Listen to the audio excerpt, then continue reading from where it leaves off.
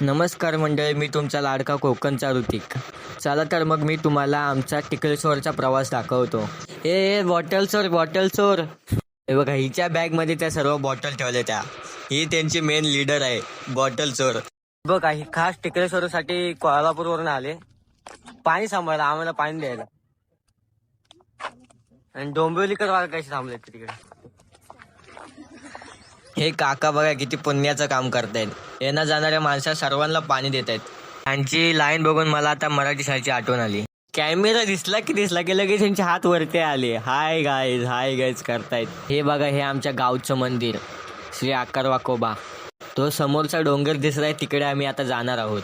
बोललो होतो ना तुम्हाला, कॅमेरा दिसला नुसतं झाला यांचा हात वरती करायला. हे बघा, हे वनकरांची तर नोकरी सोडून इकडे आले.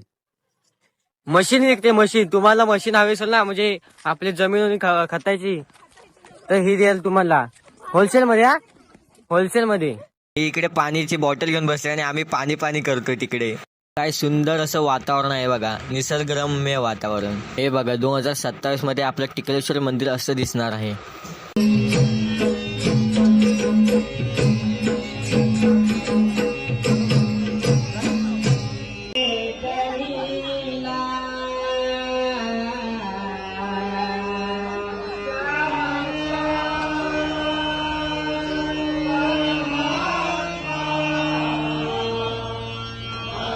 धन्यवाद मंडळी, माझा ब्लॉग तुम्ही बघितलात. चला तर मग आता पुढच्या ब्लॉग मध्ये भेटू आपण.